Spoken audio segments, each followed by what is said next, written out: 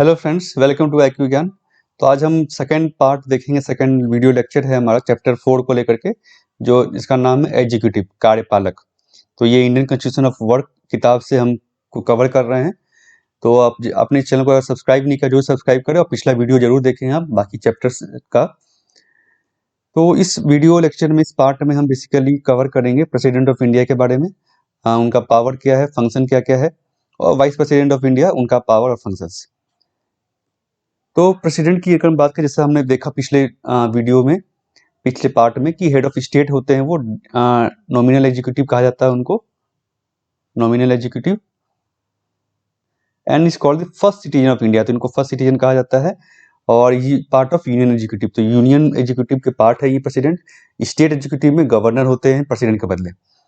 Election की बात करें तो ये 5 साल के लिए बेसिकली इनका इलेक्शन होता है।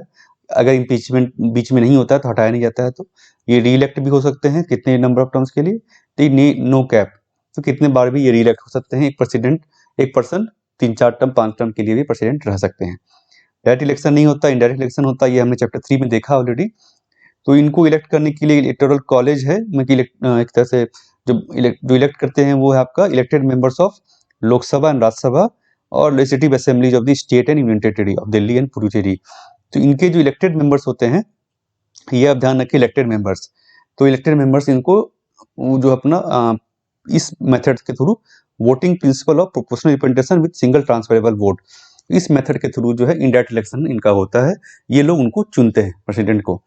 तो इलेक्टेड मेंबर्स आप ध्यान रखें, इलेक्टेड मेंबर जैसे कि राज्यसभा में 12 मेंबर नॉमिनेटेड होते हैं, लोकसभा में 2 मेंबर नॉमिनेटेड होते हैं, असेंबली में भी मेंबर्स नॉमिनेटेड होते हैं। तो उन नॉमिनेटेड मेंबर जो है इसमें पार्टिसिपेट नहीं करते हैं, ये आप ध्यान रखें। तो पूरा पूरा राज्यसभा, पूरा पूरा लोकसभा में पार्टिसिपेट नहीं करते हैं, सिर्फ इलेक्टेड मेंबर ही पार्टिसिपेट कर सकते हैं। अब हम बात है क्वालिफिकेशन क्या होता है प्रेसिडेंट अगर किसी को बनना है, इलेक्शन लड़ना है उसके लिए, तो क्या क्या क्वालिफिकेशन होना चाहिए। पहला तो इंडियन सिटीजन होने चाहिए, 35 साल की उम्र मिनिमम होनी चाहिए, and qualify the condition to be elected as member of Lok Sabha. तो लोकसभा के मेंबर के लिए जो क्वालिफिकेशन चाहिए वो भी इनके पास होनी चाहिए। Should not hold any office of profit, कोई भी ऑफिस ऑफ प्रॉफिट होल्ड नहीं कर रहे हो। ऑफिस ऑफ प्रॉफिट बेसिकली वो होता है जो गवर्नमेंट नोटिफाई करती है कि ये ऑफिस जो कोई हेल्ड कर रहा है, जिसमें गवर्नमेंट का बेसिकली स्टेक होता है एक तरह से, तो उसे हम ऑफिस ऑफ प्रॉफिट कहते हैं। गवर्नमेंट इसको नोटिफाई भी करती है बहुत बार, इसका डिफिनेशन चेंज होता है, और बहुत सारे ऑफिसेज को, पोस्ट को इसमें इंक्लूड किया जाता है बहुत बार, और बहुत बार एक्सक्लूड भी किया जाता है। तो ये कोई फिक्स्ड नहीं है।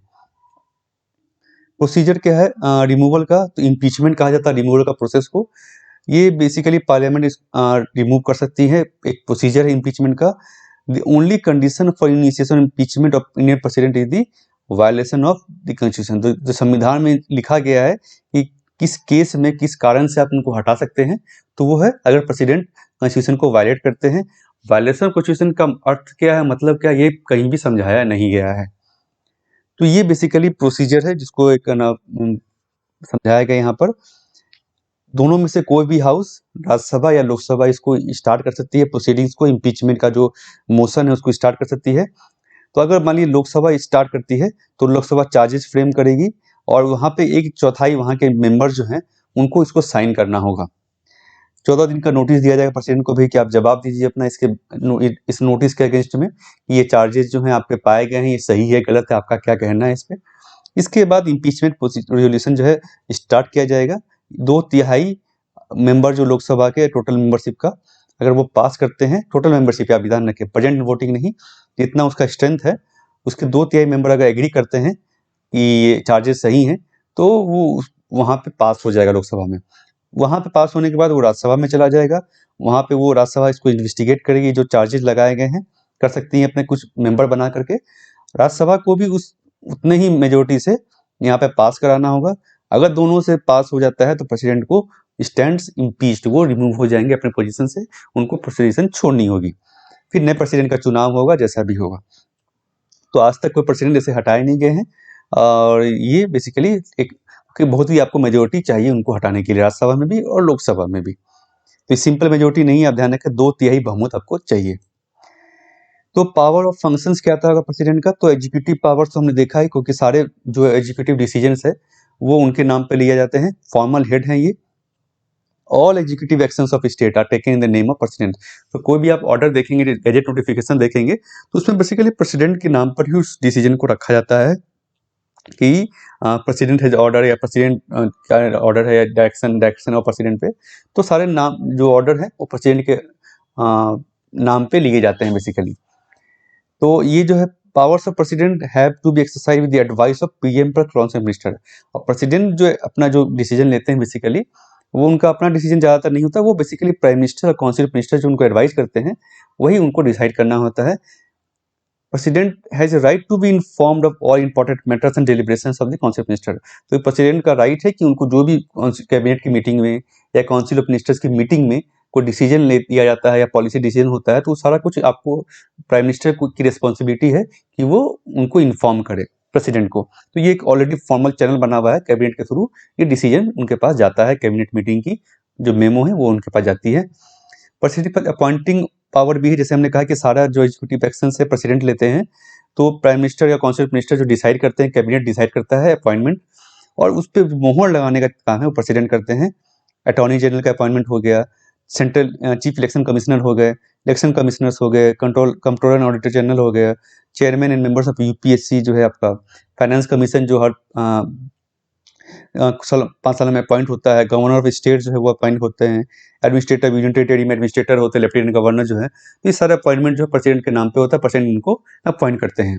ये जी supreme commander of defence forces, तो डिफेंस फोर्सेज के सुप्रीम कमांडर जो बेसिकली यही नहीं है, तो ये चीफ ऑफ आर्मी को, नेवी, एयरफोर्स को भी अपॉइंट यही करते हैं, इनके नाम पे अपॉइंटमेंट होता है। कोई भी वार या कंक्लूड पीस जो है अगर कुछ कंक्लूड करना है तो प्रेसिडेंट के नाम पर ही उसको जो नोटिफिकेशन होता है या फिर जो ऑर्डर निकलता है वो प्रेसिडेंट के नाम पर ही निकलता है, फॉर्मल हेड है। लेकिन बेसिकली जो भी डिसीजन मेकिंग है वो प्राइम मिनिस्टर और काउंसिल ऑफ मिनिस्टर्स लेती है, और या कैबिनेट आप कह सकते हैं, कैबिनेट लेती है, और प्रेसिडेंट उसको बेसिकली अमल में लाते हैं, उनके नाम पे लिया जाता है।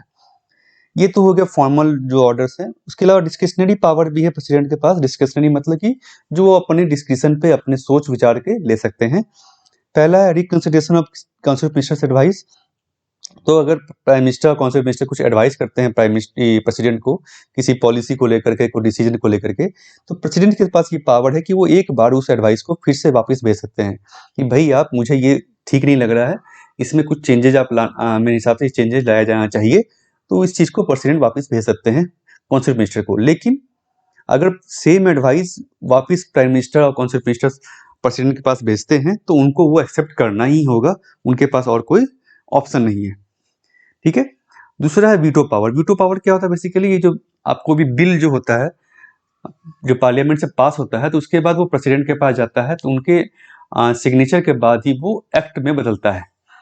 तो इस समय प्रेसिडेंट के पास एक वीटो पावर है। वीटो पावर ये है कि वो चाहे तो बिल को साइन नहीं करे, तो ये पावर प्रेसिडेंट को दिया गया है। ही कैन विथहोल्ड और refuse to give assent to bill, तो ये कर सकते हैं। और जो बहुत बार उस बिल को वापस भी भेज सकते हैं पार्लियामेंट को अपना सजेशन को लेकर के कि भाई इसको आप इन बिंदुओं पर, इन पॉइंट पे आप फिर से रिकंसीडर करें अपनी एडवाइस को। वीटो पावर लिमिटेड है क्योंकि पार्लियामेंट अगर सेम बिल को फिर से पास करती है और प्रेसिडेंट के पास भेजती है तो प्रेसिडेंट को उसको साइन करना ही होगा सेकंड टाइम में। लेकिन एक और जो है पॉकेट वीटो करके है उनके पास, वो क्या होता है कि कॉन्स्टिट्यूशन में कोई भी टाइम लिमिट नहीं दिया गया प्रेसिडेंट के पास कि भाई आपको 14 दिन में या 1 महीने के अंदर बिल साइन करना ही है, या तो आपको वापस भेजना है तो भेज दीजिए, लेकिन 1 महीने का ही आपके पास टाइम है बिल, जब आपके पास बिल रखा जाता है, ऐसा कुछ कॉन्स्टिट्यूशन में मेंशन नहीं किया गया है। तो प्रेसिडेंट चाहें तो उस बिल को अपने पास रखे रहें, ना ही वापस भेजें, ना ही उसको साइन करें। तो ये क्या होगा, वो बिल जो है पड़ा रहेगा, ना ही वो साइन होगा, ना ही उस पर एसेंट होगा, ना ही वो कभी एक्ट बनेगा। इसे हम कहते हैं पॉकेट वीटो। तीसरा जो डिस्क्रिशनरी पावर है अपॉइंटमेंट ऑफ पीएम। तो भाई ये कैसे डिस्क्रिशनरी है, तो लेकिन ये अगर किसी समय में अगर कोई क्लियर मेजोरिटी नहीं आती इलेक्शन के बाद, अगर किसी भी पार्टी के पास या कोलिशन के पास क्लियर मेजोरिटी नहीं है, क्लियर मेजोरिटी का मतलब है यहाँ पर जैसे कि आपको लोकसभा की जो है मेजोरिटी आपको चाहिए एक पार्टी को गवर्नमेंट फॉर्म करने के लिए, मेजोरिटी मतलब 50% से एक सीट ज़्यादा आपके पास होनी चाहिए। अगर वैसा किसी पार्टी के कोलिशन के पास नहीं है तो उस केस में प्रेसिडेंट चाहें तो किसी एक अपना डिस्कशन यूज करके किसी एक लीडर को, किसी एक पार्टी को बुला सकते हैं कि भाई आप सरकार बनाएं और अब इतने दिनों के अंदर आप मेजोरिटी प्रूव करें लोकसभा के पटल पे, लोकसभा के फ्लोर ऑफ द हाउस। तो ये पावर प्रेसिडेंट के पास है, ये बहुत बार प्रेसिडेंट यूज भी करते हैं। और बहुत बार ये क्या होता है कि इसके कारण बहुत बार सरकार गिर भी जाती है। 10 दिन के जब पार्लियामेंट में जब मेजोरिटी प्रूव करने का टाइम आता है लोकसभा में, तो मेजोरिटी प्रूव नहीं हो पाता है, तो उस समय सरकार गिर जाती है। लेकिन ये पावर दिया गया है प्रेसिडेंट को। लेजिस्लेटिव और जुडिशियल पावर भी है। लेजिस्लेटिव पावर जैसे कि आपका डिजॉल्विंग ऑफ लोकसभा, लोकसभा जो है आपका जब 5 साल हो जाता है या उसके पहले अगर मेजोरिटी सरकार की चली जाती है, उस केस में पार्लियामेंट को डिजॉल्व, लोकसभा को डिजॉल्व करने का काम जो है प्रेसिडेंट का ऑर्डर निकलता है लोकसभा डिजॉल्व करने का।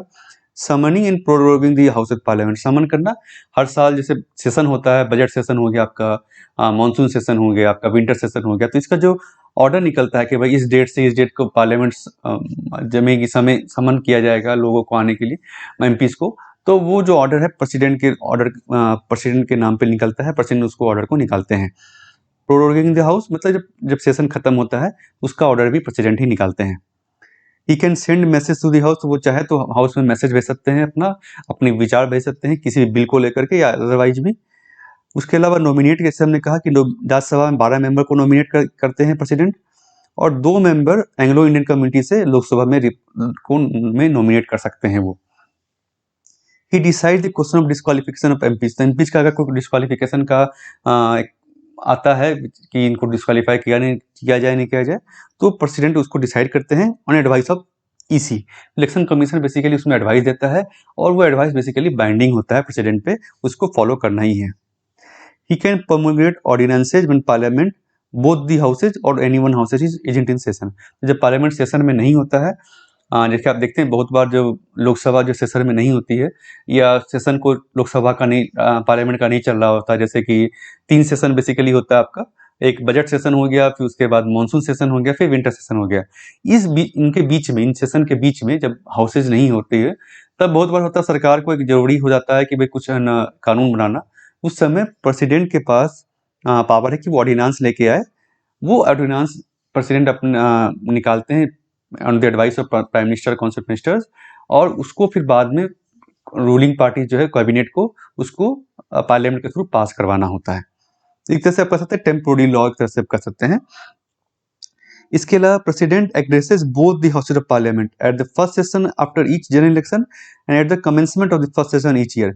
तो हर साल पहला सेशन बेसिकली बजट सेशन होता है, तो उसका शुरू के दिन आप देखेंगे प्रेसिडेंट का स्पीच होता है, प्रेसिडेंट का एड्रेस होता है, दोनों हाउसेज को मिला करके मेंबर, जो दोनों हाउसेज के मिला कर मेंबर बैठते हैं और उसको प्रेसिडेंट एड्रेस करते हैं वहाँ पर। बेसिकली वहाँ पे प्रेसिडेंट जो है गवर्नमेंट की पॉलिसी बताते हैं, गवर्नमेंट का विजन बताते हैं। और जनरल इलेक्शन के बाद जब पहली बार सेशन होता है, उस समय भी पहले दिन जो प्रेसिडेंट अपना एड्रेस देते हैं पार्लियामेंट में। ये अपॉइंट्स जजेज of supreme court and high court, supreme court high court के जजेस को भी अपॉइंट करते हैं ऑन द एडवाइस, बेसिकली जो सजेशन, जो रिकमेंडेशन जो है कोर्ट के थ्रू ही आता है। He can grant pardon, remit, reprieve, commit और despite sentences under the law, court martial, sentence of death तो नहीं लॉ। तो ये काफी इंपॉर्टेंट पावर है प्रेसिडेंट के पास। आप देखते होंगे बहुत बार दया याचिका जाती है, आपने सुना होगा न्यूज में, जो प्रिजनर्स हैं, इंप्लीमेंट्स है, जिनको सजा हुई है, तो वो दया याचिका भेजते हैं प्रेसिडेंट के पास कि भाई मुझे इस सजा से माफी दी जाए, क्योंकि ऐसा ऐसा ऐसा ऐसा केस अपना बताते हैं। उस केस में प्रेसिडेंट के पास क्योंकि पावर है कि वो अगर उनको मौत की सजा भी हुई है तो उसको हटा सकते हैं, कोर्ट मार्शल अगर मिलिट्री कोर्ट के द्वारा हुआ है उसको हटा सकते हैं, या सजा को कम कर सकते हैं, सजा को बदल सकते हैं, ये सारा पावर प्रेसिडेंट के पास है। तो जैसा कि हमने देखा, क्योंकि प्रेसिडेंट तो फॉर्मल हेड है बेसिकली, ज़्यादा सब डिसीजन तो पार्लियामेंट को ही, सॉरी काउंसिल ऑफ मिनिस्टर्स को लेना है, प्राइम मिनिस्टर को लेना है, और प्रेसिडेंट तो उनका सब डिसीजन को फॉलो करते हैं। तो हमें प्रेसिडेंट चाहिए क्यों? तो पार्लियामेंट्री सिस्टम में council of ministers dependent on the support of the majority in legislature. ये हम जानते हैं कि जो मेजोरिटी सपोर्ट आपके पास होना चाहिए, लेजिस्लेचर का मतलब है लोकसभा, लोकसभा में आपको मेजोरिटी सपोर्ट चाहिए। तो अगर किसी समय इनको रिमूव कर दिया जाता है, इनके सपोर्ट इनका चला जाता है काउंसिल मिनिस्टर का, तो जब तक कि नई नई काउंसिल मिनिस्टर, नई सरकार चुन के नहीं आती है, तो प्रेसिडेंट उस समय कोई इंपॉर्टेंट भूमिका निभाते हैं कि वो एक बेसिकली हेड ऑफ स्टेट है। तो एक ऐसा नहीं लगे दूसरे देश को कि यहाँ पे तो कोई हेड ही नहीं है, तो उस समय एक president as a nominal head भी वो इंपॉर्टेंट भूमिका में रहते हैं। Such a situation requires a head of state who has a fixed term, who may be empowered to appoint the prime minister and who may symbolically represent the entire country। उस समय basically prime minister तो रहते हैं एक तरह से charge में, जब तक इलेक्शन संपन्न नहीं होता है, लेकिन केयर टेकर प्राइम मिनिस्टर आप कर सकते हैं उसको। लेकिन उस समय एक फॉर्मल हेड ऑफ स्टेट जो है जरूरी होता है ऐसे समय के लिए, इसीलिए प्रेसिडेंट को रखा गया है, प्रेसिडेंट का पोजीशन को रखा गया है हमारे यहाँ। नेक्स्ट जो उसके बाद पोजीशन आता है आपका वाइस प्रेसिडेंट ऑफ इंडिया। तो वाइस प्रेसिडेंट ऑफ इंडिया का भी कॉन्स्टिट्यूशन में बहुत ज़्यादा वर्णन है। आर्टिकल 63 से 71 के बीच में बेसिकली इनके बारे में कुछ वर्णन किया गया, इनके एलिजिबिलिटी, इनका इलेक्शन के बारे में बताया गया है। तो इनका इलेक्शन भी 5 साल के लिए इनका टर्म होता है, फिर से ये इलेक्ट भी हो सकते हैं। मेथड ऑफ इलेक्शन इनका सिमिलर है प्रेसिडेंट से, लेकिन इनको जो इलेक्ट करने वाले लोग हैं वो अलग होते हैं। वो both elected and nominated members of both the houses parliament. तो लोकसभा और राज्यसभा के सारे मेंबर इनके इलेक्शन में पार्टिसिपेट करते हैं, इलेक्टेड भी और नॉमिनेटेड भी। लेकिन प्रेसिडेंट के केस में क्या था, असेंबली के मेंबर भी पार्टिसिपेट करते थे, स्टेट असेंबली के। यहाँ वैसा नहीं है, यहाँ स्टेट असेंबली के मेंबर पार्टिसिपेट नहीं करते हैं वाइस प्रेसिडेंट के इलेक्शन में। वो ऐसा क्यों है, क्योंकि भाई प्रेसिडेंट जो बेसिकली देश को रिप्रेजेंट कर रहे हैं, एक तरह से फॉर्मल हेड है। लेकिन वाइस प्रेसिडेंट जो बेसिकली वो एक तरह से राज्यसभा के चेयरमैन भी होते हैं एक्स ऑफिशियो, और उनका जो स्टेट से ज़्यादा रिलेशन नहीं है, तो इसीलिए बेसिकली उनको स्टेट असेंबली को इसमें के मेंबर को इसमें इन्वॉल्व नहीं किया गया इलेक्शन में। वाइस प्रेसिडेंट का रिमूवल का है कि उनका रिमोल्यूशन उतना डिफिकल्ट नहीं है, जैसे resolution of Rajya Sabha passed by majority and agreed to by the Lok Sabha. Basically क्योंकि वो राज्यसभा के चेयरमैन होते हैं, तो राज्यसभा के में मेजोरिटी से उनका रिमूवल अगर कुछ है तो राज्यसभा उसको इनिशिएट करेगी और उसको पास करेगी मेजोरिटी से, और लोकसभा उस पर एग्री होना चाहिए सिंपल मेजोरिटी से। फंक्शंस की बात करें अगर, तो vice president ex officio chairman of Rajya Sabha. जैसे हमने कहा कि जो भी वाइस प्रेसिडेंट है वो एक्स ऑफिशियो चेयरमैन भी होते हैं राज्यसभा के। राज्यसभा के आप अगर राज्यसभा टीवी देखेंगे या प्रोसीडिंग्स देखेंगे, आप देखेंगे वाइस प्रेसिडेंट उसको बहुत बार हेड करते हैं, चेयरमैन की पोजीशन पर बैठे रहते हैं। अगर वो नहीं है तो वाइस चेयरमैन जो भी होंगे वो उसको प्रोसीडिंग्स को देखते हैं, प्रिसाइडिंग ऑफिसर वही होते हैं। उसके अलावा वाइस प्रेसिडेंट के पास जो है वो takes over the office of president. तो जब भी प्रेसिडेंट का ऑफिस खाली होता है कुछ समय के लिए, अगर कुछ केसेज में, तो उस केसेज में वाइस प्रेसिडेंट ही प्रेसिडेंट का चार्ज देखते हैं। Vacancy by reasons of death, president के डेथ के कारण, उनकी रिजिग्नेशन के कारण, या उनको रिमूव कर दिया जाता है, या अदरवाइज अगर कोई वैकेंसी होती है, प्रेसिडेंट का पोस्ट अगर खाली रहता है, तो वाइस प्रेसिडेंट जो है उसको देखेंगे। और उस समय वो राज्यसभा के चेयरमैन नहीं रहते हैं, उस समय वहाँ जो डेप्यूटी चेयरमैन जो है वो बेसिकली राज्यसभा को देखते हैं, प्रेसिडेंट उनका जो मीटिंग है, सेशन जो है उसको प्रिसाइड करते हैं। तो फ्रेंड्स ये था आपका प्रेसिडेंट और वाइस प्रेसिडेंट के बारे में। और इसके आगे के वीडियो लेक्चर में हम प्राइम मिनिस्टर और कलेक्टिव रिस्पॉन्सिबिलिटी और परमानेंट एग्जीक्यूटिव को देखेंगे। तो अगर आपको ये वीडियो अच्छा लगा तो जरूर लाइक करें और शेयर करें अपने फ्रेंड्स के साथ, और चैनल को सब्सक्राइब करना मत भूलें और बेल नोटिफिकेशन भी जरूर दबाएं। Thank you friends.